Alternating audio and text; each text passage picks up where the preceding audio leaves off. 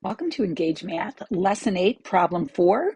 And we are graphing lines from standard form, which means they are in the form ax plus by equals c. And the way that we're going to approach this is to know that we can quickly find both the x and the y-intercept when the equation is in standard form.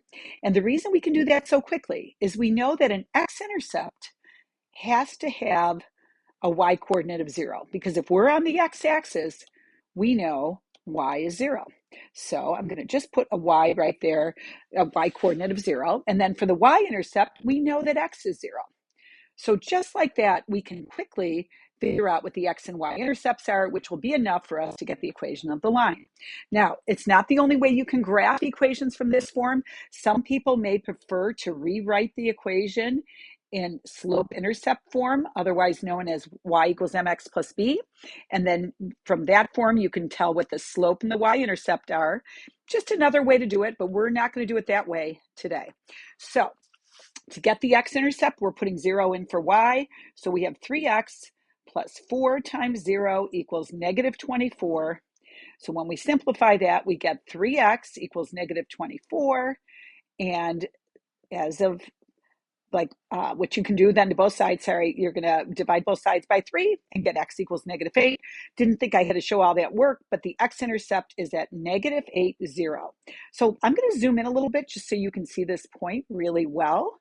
And here is the point, negative 8, 0. Okay, to get the y-intercept, we're going to do the same thing. I'm going to change our color out. And to get the y-intercept, I'm going to do the work in blue.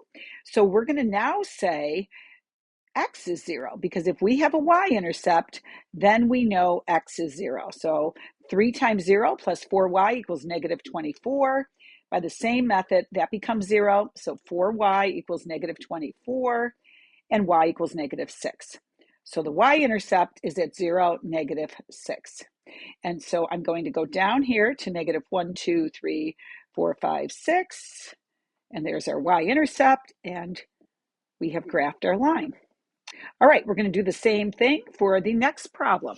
So for the next problem, I'm going to even take a little bit more of a shortcut. I'm just going to kind of say, hey, let's ignore the y to find the x-intercept, because y is 0 when we have an x-intercept. And just like that, x equals negative 8. So I already know we have the same x-intercept that we did in the last problem, total coincidence. Now I'm going to find the y-intercept. I'm going to switch our color again.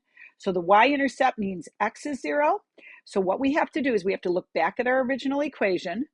And this time we're putting 0 in for x. So we're kind of like, that becomes 0. But just to make sure you see what I'm doing, I'm putting 0 in for x.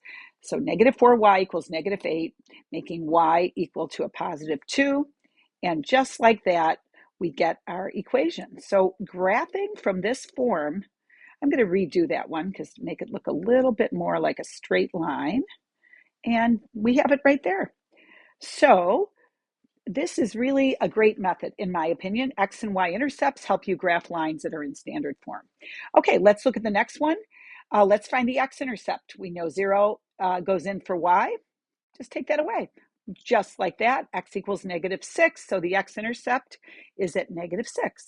And I know I'm going through this pretty quickly, in part because I want you to see how nice this method works. Okay, so for the y-intercept, we're going to put 0 in for x, which means this becomes 0. So negative y equals negative 6, meaning y is equal to a positive 6. So the x-intercept is over here at negative 6, 0. The y-intercept is at 0, 6. So here we go. I'm just counting those out. And here is our line. Great job. Let me zoom back in so you can see everything on one page. And we'll see you next time at Engage Math.